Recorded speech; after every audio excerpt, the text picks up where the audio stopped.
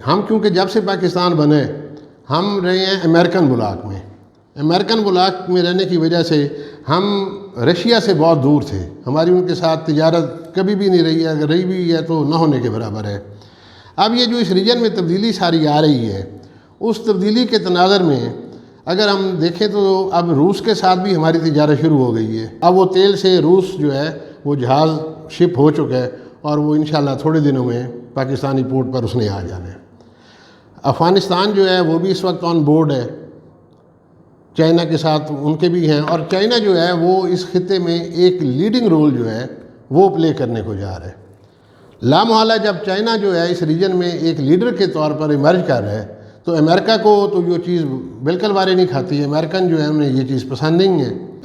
China جو ہے اس نے بھی جو ہے وہ کھل کر ہمارے جو اس کے پچھلے قرضے ہیں ان کی ری شیڈولنگ کی ہمارے ساتھ بات کر لی ہے اور آگے بھی وہ ہمارے ساتھ تعاون کرنے کو تیار ہے.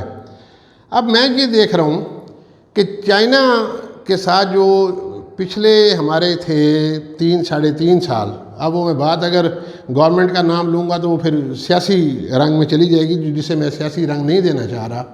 تو جب سی پیک شروع ہوا تو سی پیک کے شروع ہونے کے وقت اس وقت یہ بڑا پرائڈ لیتی تھی PMLN کی گورنمنٹ، اور یہ تقریباً ایک تاثر بھی ہے اسی طرح کا کہ شہباز شریف وغیرہ جو ہیں ان کے چائنا کے ساتھ ذاتی مراسم ہیں اور ان کا آپس میں ایک دوسرے کے ساتھ اچھا میل جول ہے. لیکن وہ جب چائنا کے ساتھ ہمارا سی پیک کا ہوا اور سی پیک کے اوپر کام بڑی تیزی سے شروع ہو گیا اور اس وقت ایک امید نوید قوم کو سنائی گئی اور ہمیں محسوس بھی ہو رہا تھا کہ یہ ایک اکنامک کوریڈور بننے سے صرف اس کی جو ہے وہ اگر محصول چنگی ہمیں مل جائے جو ٹرانسپورٹیشن ہونی ہے تو وہ بھی ڈالروں کی صورت میں آنی ہے اور یہ وہ ایک گیم چینجر ہمارے لیے ثابت ہوگا. تو وہ 3-3.5 سال میں اس کے اوپر کام نہیں ہوا. بہرحال یہ چیز تو کلیئر ہے کہ چائنیز لوگ جو تھے وہ کام یہاں جو جتنا ہوا تھا اتنا کام کر کے اس کے بعد وہ پاکستان سے چلے گئے. اب یہ نئی جب گورنمنٹ آئی ہے اور نئے آرمی چیف بنے ہیں. اچھا یہ بھی ہمارے پاکستان کی ایک ہسٹری ہے کہ جب بھی پاکستان میں کوئی نیا آرمی چیف اپنے عہدے کا چار سنبھالتا ہے تو وہ سب سے پہلے 3 ملکوں کا دورہ کرتا ہے، سعودی عربیہ، امریکہ اور چائنا. اب یہ جنرل عاصم منیر صاحب جو ہیں انہیں تقریباً 8 ماہ ہونے کو ہیں. چائنا کا بھی یہ وزٹ کر چکے ہیں، سعودی عرب کا بھی یہ وزٹ کر چکے ہیں، لیکن ابھی تک یہ امریکہ نہیں گئے. لیکن یہ چائنا جب گئے ہیں تو وہاں جو خبریں آئی ہیں وہاں انہوں نے اچھے خاصے معاہدے کیے ہیں. ہمارے ملک کے لیے جب ہمارے چیف کسی ملک کے دورے پر جاتے ہیں تو وہ بہت زیادہ اہمیت اختیار کر لیتے ہیں ایز کمپیئر ٹو ہمارے پرائم منسٹر جانے کے. اب جب یہ گئے ہیں جنرل عاصم منیر تو وہاں جو خبریں آئی ہیں وہ یہ آئی ہیں کہ وہ ایک ریلوے ٹرین کا بھی پتہ نہیں کتنے $1 بلین کا منصوبہ جو ہے اس کے اوپر بھی یہ سائن کر کے آئی ہیں، جس سے وہ لیٹر آن ساری یہ سینٹرل ایشین اسٹیٹس کی بھی کنیکٹیویٹی ہوگی، ایران کے ساتھ بھی ہوگی، پاکستان کے ساتھ بھی ہوگی. اگر یہ ساری چیزیں اسی طرح ہیں تو امریکہ کو پھر یہ ساری چیزیں کہاں سے اچھی لگنی ہیں؟ لامحالہ امریکہ کو تو یہ چیزیں اچھی نہیں لگنی اور اس نے جو ہے پھر ہمارے خلاف جانا ہے اور اس نے اپنی طاقت دکھانی ہے. میری ہی جو پالیسیز ہیں ان کے اوپر چلیں، یہ کیوں چائنیز لیم میں جا رہی ہیں؟ میں سوچتا ہوں کہ کہیں یہ ہماری جو سیاسی افراتفری اس وقت پاکستان میں ہے، یہ ہم جو عالمی 2 طاقتیں ہیں ان کی جھگڑے میں تو نہیں ہم آ گئے کہ ایک لابی جو ہے پاکستان میں وہ چائنا کی فیور میں ہے اور ایک دوسری لابی جو ہے وہ امریکن فیور میں ہے.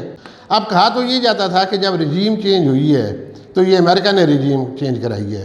اگر امریکہ نے رجیم چینج کرائی ہے تو امریکہ کو تو پھر چاہیے تھا کہ یہاں زیادہ سے زیادہ فیسیلیٹیشن کرتا ہے اس حکومت کو تاکہ اس حکومت کو جو ہے عوام کی پذیرائی حاصل ہو.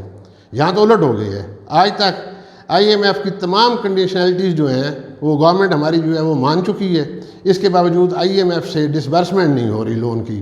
اور یہ آدمی ہر ذی شعور آدمی سمجھتا ہے کہ یہ جو بین الاقوامی مالیاتی ادارے ہیں ان میں یہ جو پیپر ویپر کا ورک ہے یہ صرف ایسے خانہ پوری ہے. اصل میں انہیں کنٹرول جو ہے وہ اوپر سے امریکہ ہی کر رہا ہے.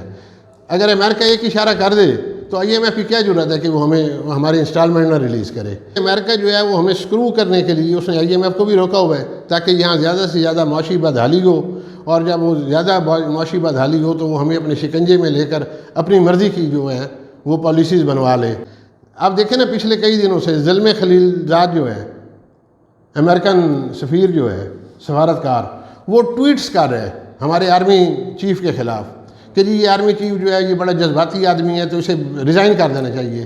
بھائی تم کون ہوتے ہو ہمارے ملک کے آرمی چیف سے ریزائن مانگنے والے؟ کہ جی پاکستان ایک ایٹامک پاور ہے تو اس ایٹامک پاور کا جو چیف ہے وہ اس مزاج کا بندہ نہیں ہونا چاہیے.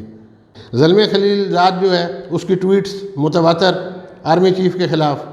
امریکن کانگریس مین جو ہیں ان کی ادھر جو ہے وہ پاکستان کے خلاف باتیں اور اسپیشلی ہمارے آرمی چیف کے خلاف باتیں. یہ بڑے مطلب ہے کہ سوچنے والی چیزیں ہیں. قوم کو اس وقت ہماری آنکھیں کھول کر سوچنا چاہیے.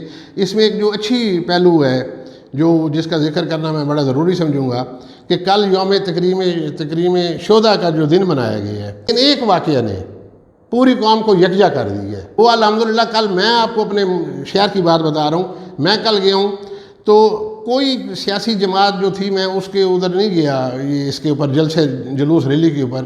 ہمارے ادھر گھنٹہ گھر چوک میں سول سوسائٹی نے جو ہے وہ انتظام کیا ہوا تھا اور اپنے اپنے طور پر لوگ آئے ہوئے تھے, فیملیز آئی ہوئی تھیں. انہوں نے شہداء کے ساتھ اپنی یکجہتی کا اظہار کی ہے. میں یہی کہوں گا کہ پاکستان زندہ باد.